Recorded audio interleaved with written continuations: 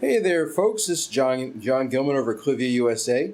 I thought we would do a video newsletter this time instead of a regular me writing a bunch of stuff and you reading a bunch of stuff newsletter. Because I have a plant here that I'm calling a teachable moment plant. As you can see, it's a duck variegate. You know, it has the half and half variegation. Very pretty plant. But unfortunately, as you can see now, it now has two offsets growing out of the center. See, here's one, and that one's growing as a fucrin, and the other one's growing as a green, dark green variegate. So why does something like that happen? That's really easy, and a lot of you, I assume a lot of you know a lot about plants. You might even know more about plants than I do. But right here at the bottom, a little bit underneath there, right there at the bottom of the leaves, there's a growth point called the meristem. If that point gets damaged in any way, the plant will stop growing normally. And sometimes the plant will die completely, and sometimes something like this will happen where it will create new growth points. And in this case, it's created two. And as you can see, this plant took damage. Let me see if I can show you. Sorry, I'm just spinning a plant here. You can see we repotted this in 2014, and then we had to repot it again in October of 2015 because the roots went bad. And most likely during that repot, during all that, removing all that damage, this plant took some damage to its meristem. So what does that mean for the original plant? Well, most likely when you have damage to your meristem, the leaves won't grow anymore. The old plant will not grow anymore. And as you can see, hopefully you can see, these leaves are even starting to die back.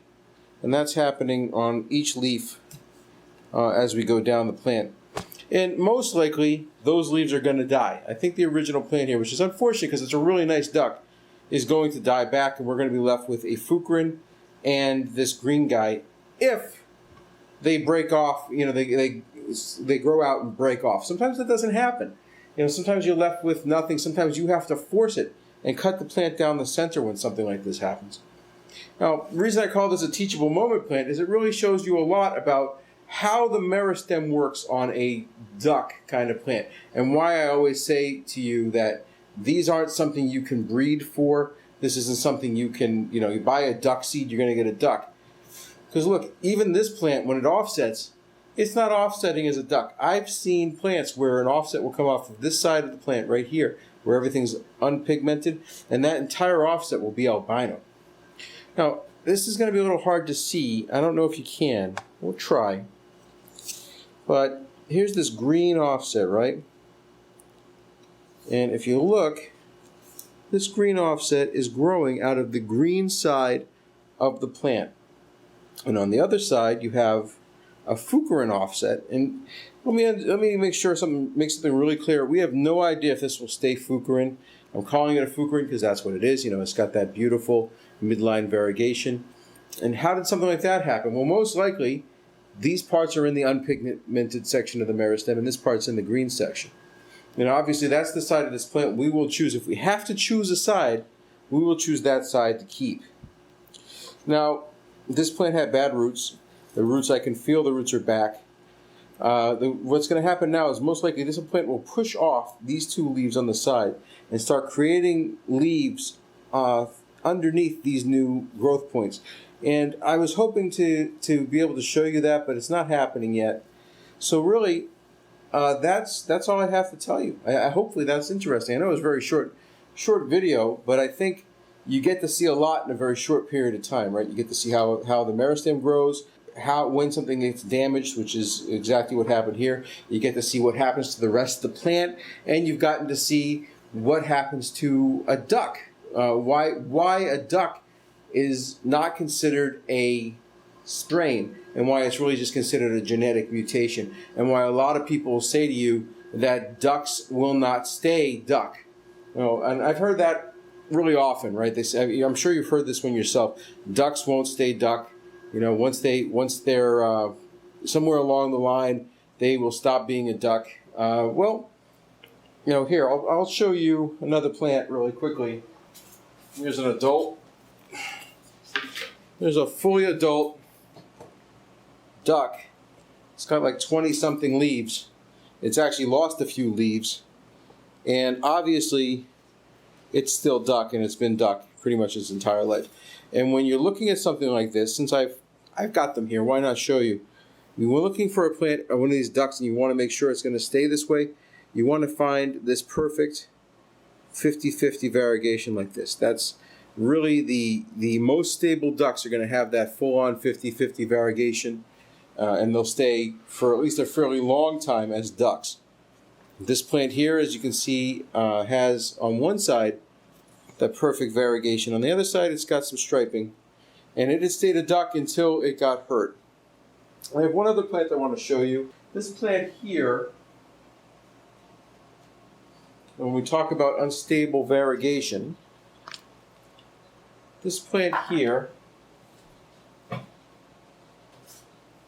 started life as a duck, and now it's a fucrin. I think there's still a couple leaves in the bottom where it shows as a non-duck, a non-fucrin rather. I think the leaves that were duck are long gone off this plant. This plant tends to lose a few leaves a year, which, you know, for these kinds of plants, sometimes it happens. But you can see, you can see on this plant here, it has one leaf left. It used to be a duck. This is actually one of the later duck leaves. It used to be a really good, clean duck, and it started to have this variegation sway where it started to cross the leaf, and then it started to look like it was just going to be just a really nice variegate, which I think on the website I often say, you'll end up with a really nice variegate in the end. And then we got really lucky, and it changed over to this fucrin. Whether that's where it will end its little sojourn into different changing life, I don't know. But that's what we've had for, this has been like this for a few years now. This is a pretty slow growing plant. One more thing while I'm here. This is a plant we received quite a long time ago from Marilyn Paskard's sister Eileen Slattery. We got this as seed. And this is about as bright as you're going to get on the growth, on a variegate. This is growing almost Nakafu variegation, you might have heard, or sorry, this is fucrin variegation, but not really. It just has so little color that you can call it anything you really want. As you can see, these leaves aren't pure white. This is more of the American variegation. If you hear people talking about American and Chinese variegation tends to be more of this bright yellow. Hopefully you can see it there. Then in American variegation, stuff you'll see out of like Plant Horizon and stuff tends to have more of this greenish color. Sometimes that's not true.